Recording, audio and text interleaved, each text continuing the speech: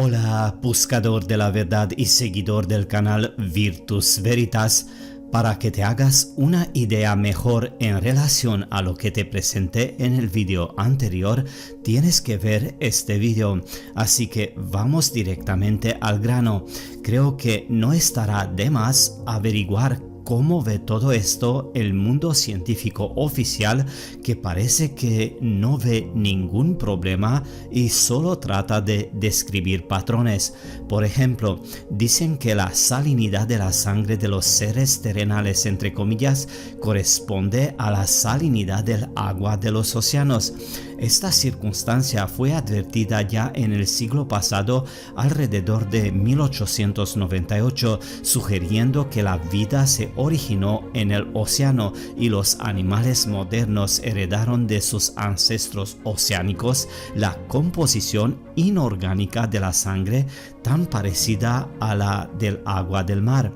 La teoría del origen oceánico de la composición mineral del ambiente interno fue desarrollada por Archibald MacCallum 1910-1926, quien citó numerosos análisis de sangre de varios animales para demostrarlo. Esta teoría recibió cada vez más y más nuevos refuerzos a lo largo de los siguientes 50 años hasta que ha adquirido ya el grado de probabilidad que es posible para construcciones biológicas que cubren épocas lejanas del desarrollo de la vida, ¿no? Una probabilidad muy dudosa en mi opinión, y si te quedas hasta el final ya verás por qué. Según estos científicos, la salinidad de la sangre solo imita las antiguas condiciones de vida de los organismos más simples en el océano primordial, es decir, el fluido del océano se cerró gradualmente en los ciclos internos del cuerpo y se conservó genéticamente de esta forma. Todos los animales modernos se convirtieron en herederos de esos organismos antiguos, así que se llegó a tal punto que el mundo científico se tranquiliza a sí mismo y a toda la humanidad con una teoría insostenible del origen oceánico del medio interno de los seres vivientes de este espacio habitable. Como todo está bien, todo sigue como de costumbre, ¿no? Bien, intentaré explicar un poco el fracaso de esta teoría. La teoría es débil y basada en un pequeño caso especial de similitud, aunque es incluso difícil hablar de similitud cuando los indicadores difieren 3 veces. Los organismos terrestres y de agua dulce se encuentran ahora en un estado constante de deficiencia de sal, y los organismos marinos se encuentran en un exceso catastrófico. Este es un gran problema y lo resuelve cada especie de forma independiente a medida que sucede, ¿no? En el marco de este video es absolutamente imposible describir toda la variedad de intentos de supervivencia en estas condiciones extremas, ¿no? Pero para aquellos que estén interesados en profundizar en esta cuestión tan interesante, pueden estudiar la osmorregulación y la influencia de la salinidad. A menudo las formas en las que los seres vivientes están resolviendo este problema para mantener el equilibrio salino son tan originales que sorprenden. Por ejemplo, en los humanos son los riñones quienes están resolviendo el problema. Los organismos unicelulares más simples no tienen ningún sistema excretor complejo, pero también tienen muchas ganas de vivir, ¿no? Por lo tanto, se resolvió el problema de una manera simple e inconveniente. Los organismos unicelulares de agua dulce respiran, entre comillas, continuamente, a menudo arrojando el exceso de agua que se les bombea involuntariamente y constantemente con la ayuda de la presión osmótica. Si dejan de expulsar líquido a la fuerza, inmediatamente se romperán en pedazos por la presión interna. Los protozoos marinos Por el contrario, casi no arrojan líquido porque la excesiva salinidad del océano ya tiende a bombearles agua y aplanarlos. Parece bien porque no hace falta esforzarse mucho, pero dificulta la eliminación de toxinas y pueden morir envenenados. No puedes llamar a esto una vida normal porque se necesita mucho esfuerzo para seguir adelante. Hay seres que se ven obligados a existir en aguas con salinidad variable. Estos son los que viven en las desembocaduras de los ríos que desembocan en el mar. En general, han firmado su impotencia para hacer frente a cambios destructivos en la salinidad y sobreviven solo gracias a la elasticidad de sus tejidos. Cuando entra agua dulce, se hinchan y cuando regresa el agua del mar, se encogen.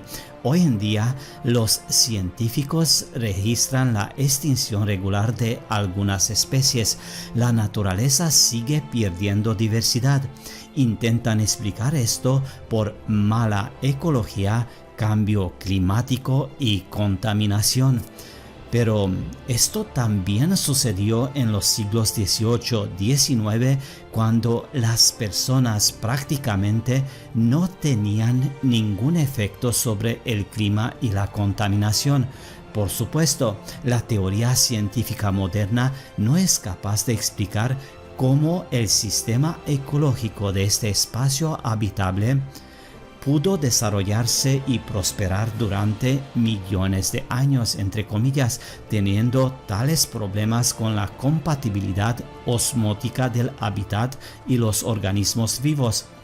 Lo más importante para lo que necesitamos la sal es para mantener la presión osmótica. La presión atmosférica y la presión osmótica están relacionadas.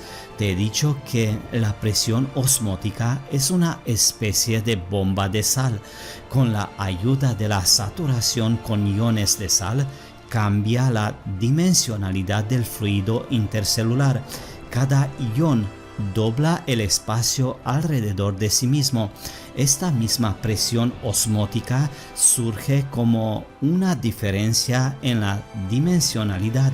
Simplificado, en el cuerpo, la bomba de sal funciona de la siguiente manera. Si el fluido intercelular se deshace del exceso de iones de sal y se vuelve más insípido, entonces una cierta porción del fluido se bombea a la célula para desalinizarla e igualar la diferencia de dimensionalidad. En este caso, la propia presión interna de la celda aumenta algo de forma natural.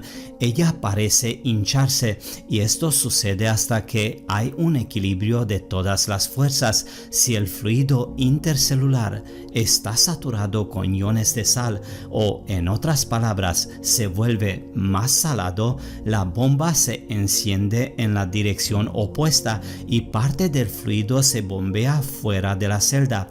La presión interna de la celda cae y parece que se la lleva el viento. Aparte de la bomba de sal, la naturaleza, entre comillas, no le dio a las células otro mecanismo de igualación de presión. Evitar la muerte celular en condiciones de baja presión atmosférica es bastante fácil, solo se necesita salar la solución. La bomba de sal funcionará y bombeará parte del líquido de las membranas celulares. Las células no estallarán y vivirán felices para siempre si los fluidos intercelulares se salan a tiempo. Si los científicos no considerarán la presión atmosférica como constante, inmediatamente notarían que la salinidad de la sangre depende directamente de ella.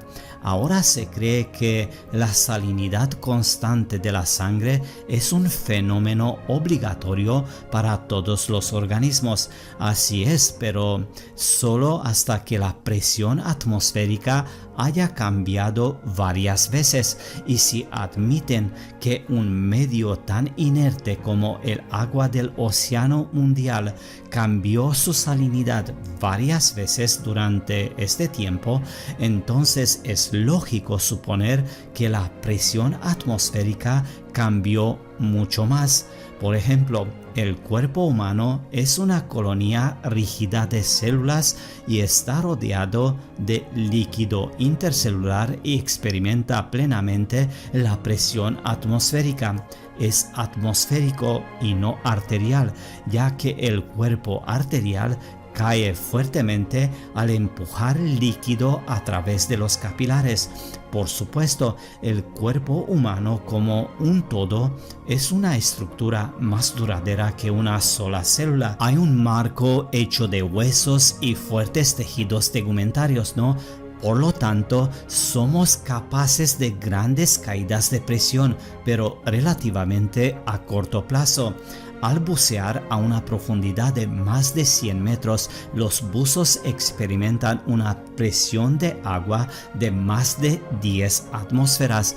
Un experimento con presión reducida realizado en monos que se colocaron en una cámara de presión y la presión se redujo al vacío demostró que nuestros organismos tienen fuerza que les permite realizar acciones significativas durante 15-20 segundos. Después de eso se produce la pérdida de la conciencia y después de 40 a 50 segundos el cerebro se destruye debido a la enfermedad por descompresión. Sin embargo, nuestro margen de seguridad no se salva con una exposición prolongada a presión reducida. Los procesos metabólicos comienzan a descomponerse.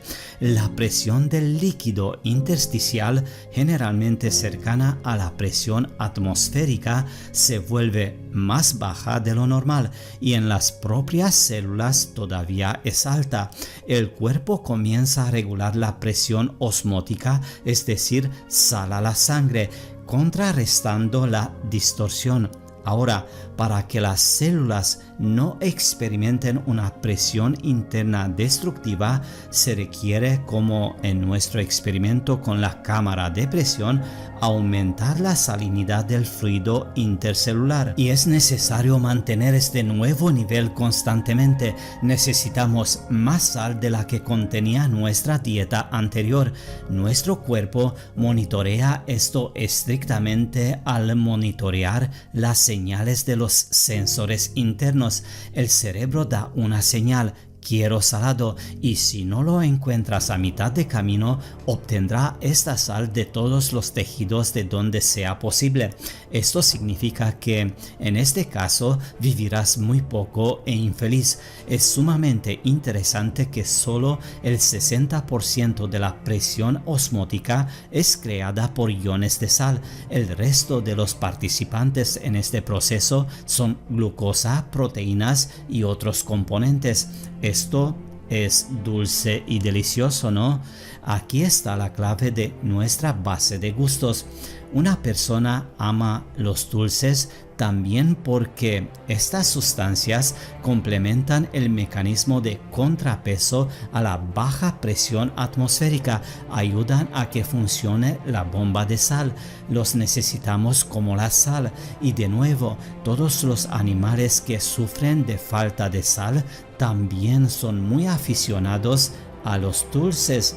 Afortunadamente para todos, los dulces son más comunes en la naturaleza que la sal, como frutas, bayas, raíces y, por supuesto, la miel. Además, los azúcares se liberan durante la digestión del almidón que se encuentra en los cereales, ¿no? Creo que podemos aproximar cuándo cayó exactamente la densidad de la atmósfera. Esto se puede rastrear contando hacia atrás los logros industriales de la humanidad en la extracción de sal. Durante los últimos 100 años se ha llevado a cabo un desarrollo industrial centralizado de varios yacimientos grandes de sal. Fuimos rescatados por el uso de los equipos pesados de minería. Hace 300-400 años, el incremento en la producción de sal se dio por la implementación de la tecnología de evaporación de agua de mar o salmuera de pozos subterráneos, y todo lo que sucedió antes, por ejemplo, la recolección manual en las marismas abiertas o plantas de quema, puede llamarse un comienzo de baja eficiencia del nacimiento de la tecnología de extracción de sal. En los últimos 500-600 años, esta tecnología se ha desarrollado mucho más rápido que la herrería, la alfarería y otras ya establecidas, lo que indica su reciente nacimiento. No tenemos que olvidar los disturbios de la sal de principios del siglo XVII, que encajan muy bien y perfectamente en este marco de tiempo, cuando la sal se convirtió en equivalente a la supervivencia. Antes de este siglo esto no se observó. Con el tiempo y con el desarrollo de la tecnología se satisfizo la demanda, disminuyó la gravedad del problema de la sal y ya no vemos tal malestar masivo por el tema de la sal. Es decir, en mi opinión, una caída importante en la densidad de la atmósfera ha podido ocurrir en los siglos XV-XVII. Un gran abrazo y mucha salud. Hasta pronto.